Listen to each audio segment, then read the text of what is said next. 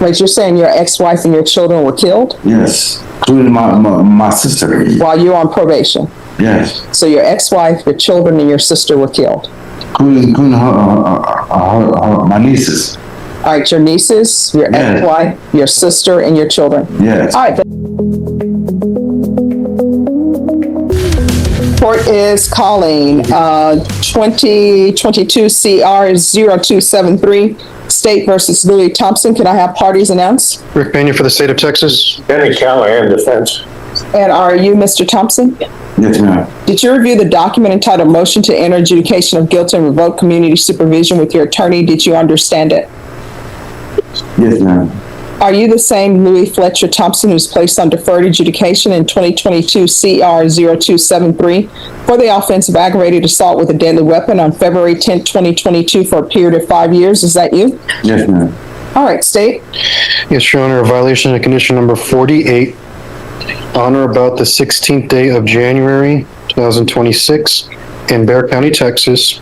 The defendant, Louis Fletcher Thompson, did then and there fail to comply with the rules, regulations, or instructions of the Bexar County Community Supervision and Corrections Department Substance Abuse Felony Punishment Facility Continuum of Care Treatment Plan, and that the defendant failed to participate in the SAFE-P Continuum of Care by not attending his outpatient intake date in violation of condition number 48. How do you plead to that, true or not true? State will waive the other violation, Your Honor. Any objection to the waiver? No, Your Honor. Revoke his community supervision, enter the affirmative finding of deadly weapon, and sentence the defendant to 5 years TDC. Defense, what are you requesting? Bearing in mind that he's got some mental health issues that are permanent and not his own volition, I ask the court to follow the recommendations made by the probation officer and give him a third chance. He wants to tell you that he was. This is already serious. He's on deferred adjudication for aggravated assault with a deadly weapon, meaning he was given a second chance instead of prison. Now, a single violation, even missing a treatment intake, can open the door to the full sentence. That's how high the stakes are. So the real question is this a minor slip or the final straw?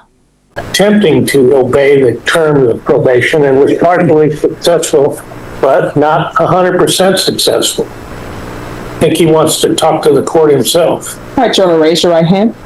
Do you solemnly swear or affirm the testimony you give will be the truth and nothing but the truth, so help you God? Yes, ma'am. You can lower your hand, state your name for the record. My name is Louis Thompson. Yes, and what do you wish to tell me? Yeah, I poured in at least 4 or 5 months, and I tried this time. I promise I did. I did not want to let myself down or you down. All right, so I don't understand what you tried mean. No, what I'm saying, I poured in like at least 4 or 5 months, and then I got homeless again because my ex-wife never came home that day. She got killed, including my kids, and it's true. Wait, you're saying your ex-wife and your children were killed? Yes, including my sister. While you were on probation? Yes. So your ex-wife, your children, and your sister were killed? Including my nieces. All right, your nieces, your ex-wife, your sister, and your children? Yes. All right, then let's do this. It was at this moment that he knew he fucked up. That should be easy to verify. If you will give the names to counsel, and we'll Google. Please. All right. So just have a seat and we'll see what's going on with that. Yes, ma'am. Thank you. All right, we're back on the record in 2022 C. Hold on. This is a massive claim. Multiple family members murdered? In court, statements like this aren't just emotional. They're verifiable facts. Judges hear tragedies all the time, but they also have to separate truth from manipulation. If this is real, it changes everything. If it's not, this could completely destroy his credibility. What do you think? Is this a genuine tragedy or a desperate attempt to avoid prison? R0273, State versus Louis Thompson. Google search of all names didn't reveal any murders of those people within the age range I was told. All right, so I'm being told that there's no... I don't remember the age, but it's true. Well, I mean, there's nothing on the system that said that these people are dead. So the guy the homeless coming there. I'm sorry, what? They told me that, man. I'm not playing, but it's true. Who told you that? Well, cause after I got homeless, my ex-wife never came home that day. So who told you she was dead? The police, because I'm telling you, it's true. Cause I called I called them and told them that she never came home, or two of my daughters. And so are I'm you just going- assuming they're dead or you know they're dead? Well, I'm going by what they told me. I'm assuming. Well, you're saying that the police told you they were dead? Yeah, no, I did a missing Person? Yeah, So your ex-wife is missing. and two of my son, two of my daughters, and my sister is nothing. Is I can't get hold of her. You know why? Because y'all don't let me. Because I can't talk to her till I get off probation. So I don't know. Because this dude. And there it is. The story collapses. What started as they were murdered turns into they're missing. In legal terms, that's a huge shift. Judges don't just listen to what you say, they track how your story changes. And once credibility breaks, it's almost impossible to recover. Be honest, at this point, is there anything he could say to fix this? I mean, I All right, don't know. defense, do you want to obtain an investigator to see if these people are, as he said, have been murdered? Please do, please. Your Honor, I'm not understanding how that would affect your decision to revoke or not revoke. I mean, he's, according to what he's pled true to, which is 48, it's saying that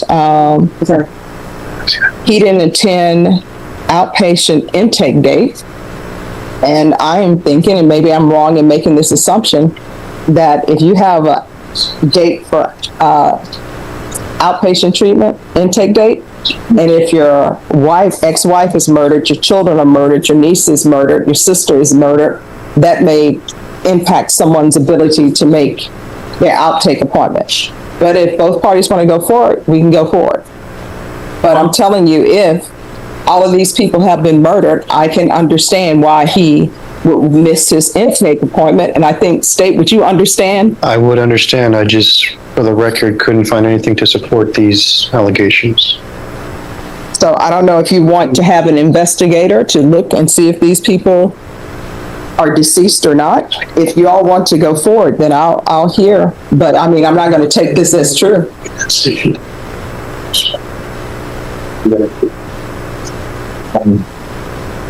I'm here, Herrera. Let's see. I want her to medicine first. Mr. Thompson requests that you make a decision now. All right.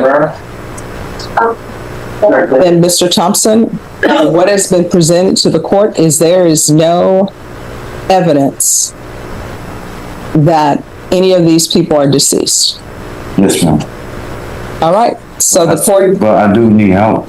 'Cause I do want to find. no. You're moving from one point to the next point. Yes, ma'am. Where I'm at is you said that all of these people are deceased. Yes, ma'am.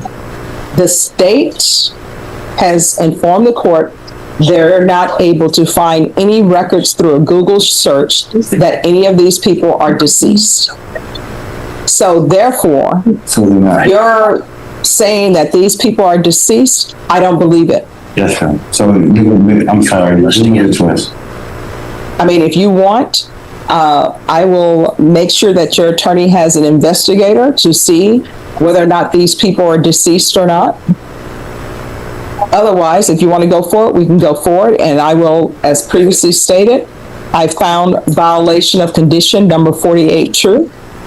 And what I'm going to tell you, based upon testimony that I received, unless these people are deceased, there is no excuse for not meeting your intake appointment. So do y'all wish to go forward? Go forward, Your Honor. All right, I need a trial court certification of defendant's rights to appeal.